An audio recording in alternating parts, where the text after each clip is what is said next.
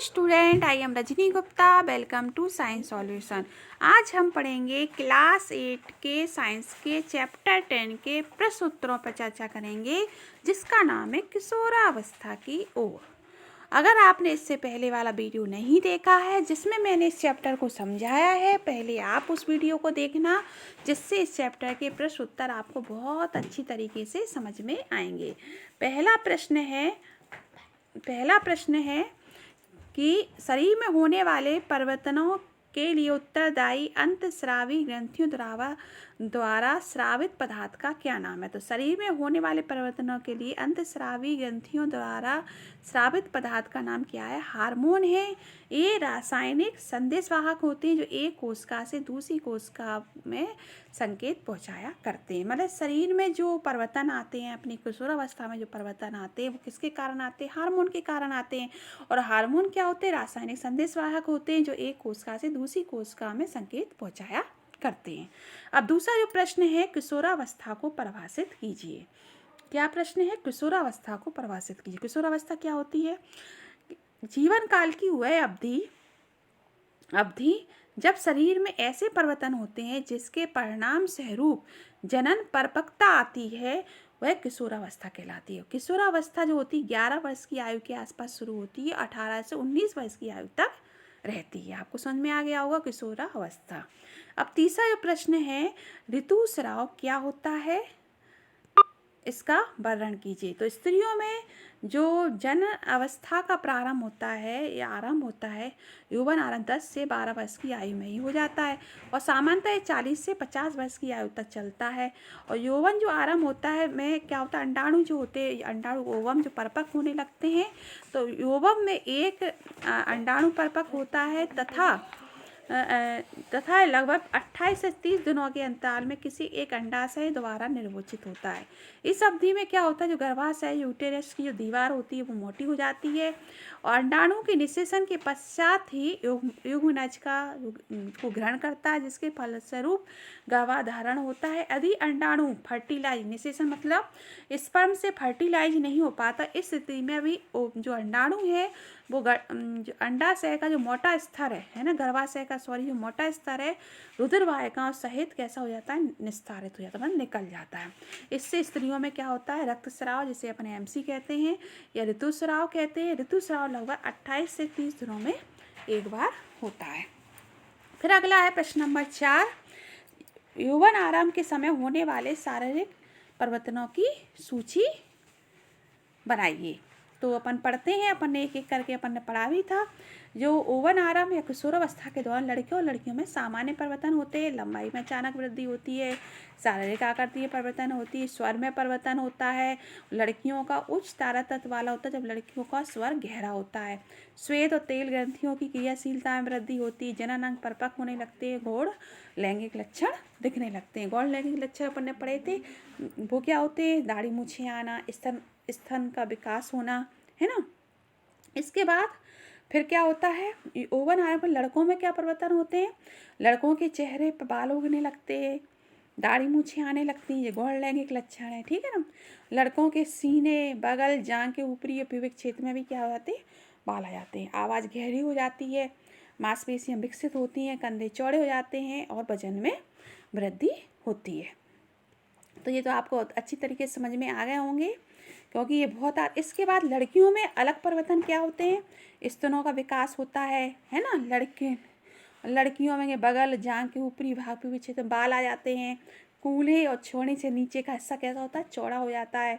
ऋतुस्राव होने शुरू हुआ तो कूल्हे के आसपास वसाव का जमा हो जाता है। तो ये लड़कियों के लक्षण हैं।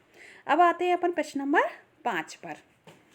2 कॉलम वाली एक सारणी बनाइए जिसमें अंतःस्रावी ग्रंथियों के नाम और उनके द्वारा स्रावित हार्मोन के नाम लिखना है। तो बच्चों ये पेपर में बहुत आता है, इसे आप बिल्कुल। पीयूष ग्रंथि किसका सीक्रेट करती है? वृद्धि हार्मोन का। थायराइड थायरॉक्सिन का। एडिनल एडिनल का। अग्नाशय इंसुलिन का। वृषण टेस्टोस्टेरोन का, और अंडाशय एस्ट्रोजन का। वृषण मतलब मेल है, तो मेल हार्मोन जिसे अपन कभी कभी आता है कि नर हार्मोन कौन सा है या मेल हार्मोन किसे कहते हैं, टेस्टोस्टेरोन। अंडाशय से फीमेल हार्मोन निकलता है जिसे अपन एस्ट्रोजन या मादा हार्मोन कहते हैं। अग्नाशय से इंसुलिन निकलता है, और जो डायबिटीज़ की जो बीमारी होती है तो अग्नाशय से इंसुलिन का की मात्रा है प्रभावित होती है, कम निकलता है। एडिनल से एडिनिल हार्मोन निकलता है, ये क्या करता है, चिंता और ये अपनी नमक की मात्रा को कंट्रोल में करता है। थायराइड से जो घेंगा रोग होता है वो थायरोक्सिन हार्मोन की कमी के कारण ही अपने गले में घेंगा रोग होता है। तो बच्चों ये आपको समझ में आ गया होगा, ये भी पेपर में बहुत आता है। फिर आते हैं अपन प्रश्न नंबर 6 पर। लिंग हार्मोन क्या है, उनका नामांकन।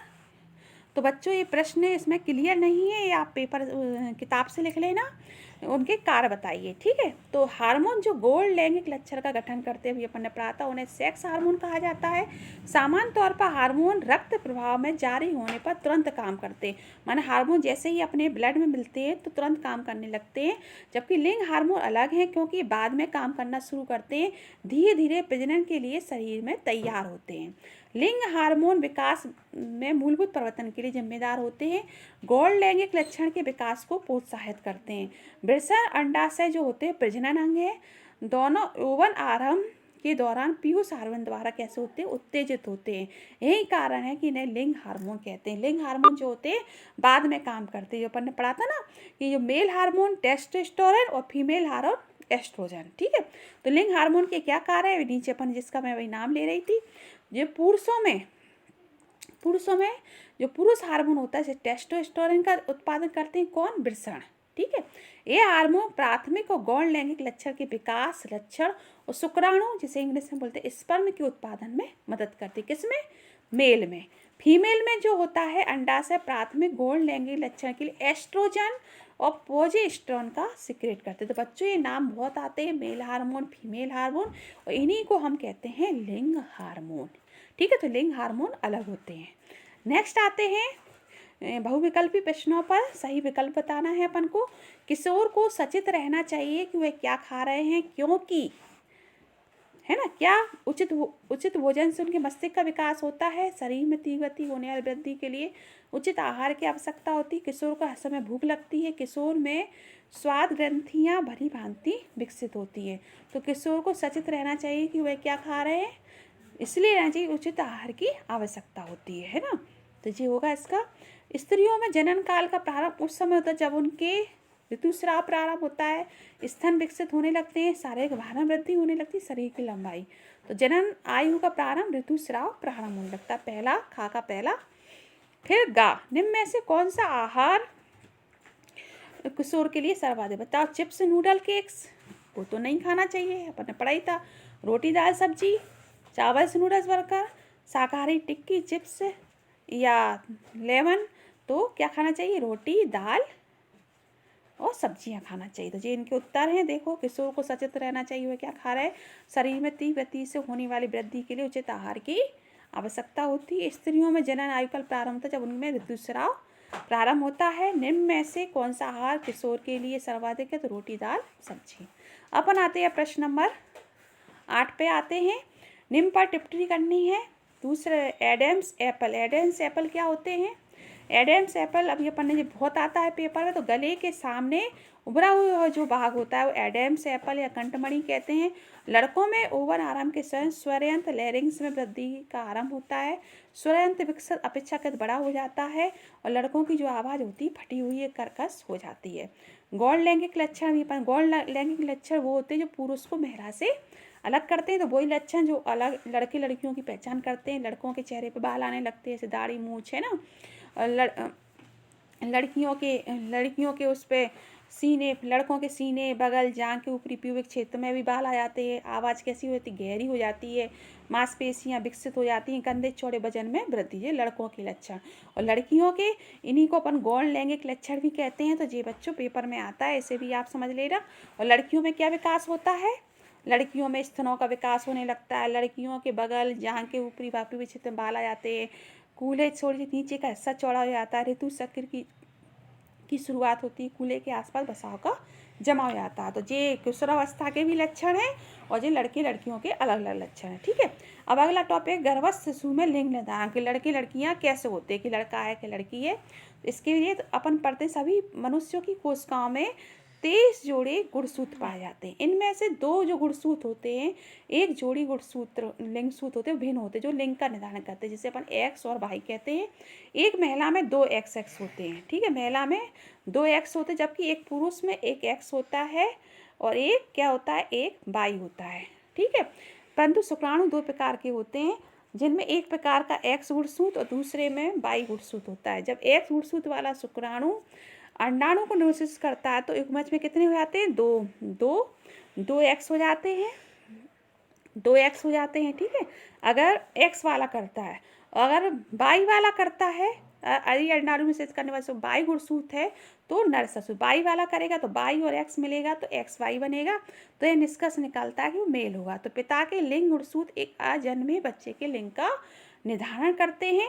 तो जैसे मान लो जे ऐसे होता है X और Y, जे स्पर्म है और लड़कियों में तो X ही X होता है, तो अगर X से X मिला तो फीमेल होगा, है ना, फीमेल होगा। और अगर X से क्या मिला, Y, तो वो क्या होगा, मेल होगा। ठीक है, इस प्रकार लिंग का निर्धारण होता है। तो बच्चों ये चैप्टर पूरा हो गया, आपको समझ में आ गया होगा। कहीं भी कोई भी टॉपिक अगर आपको समझ में नहीं आया, कोई भी प्रश्न नहीं आया, उसे कमेंट सेक्शन में लिखना। मैं सभी के प्रश्नों के उत्तर देने की कोशिश करूँगी। अगर आपने मेरे चैनल को सब्सक्राइब नहीं किया है तो ज़रूर कीजिएगा, जिससे आने वाले वीडियो की नोटिफिकेशन समय पर मिलते रहें। लाइक करें, शेयर करें, घर पर रहें। नेक्स्ट वीडियो में मिलते हैं। धन्यवाद।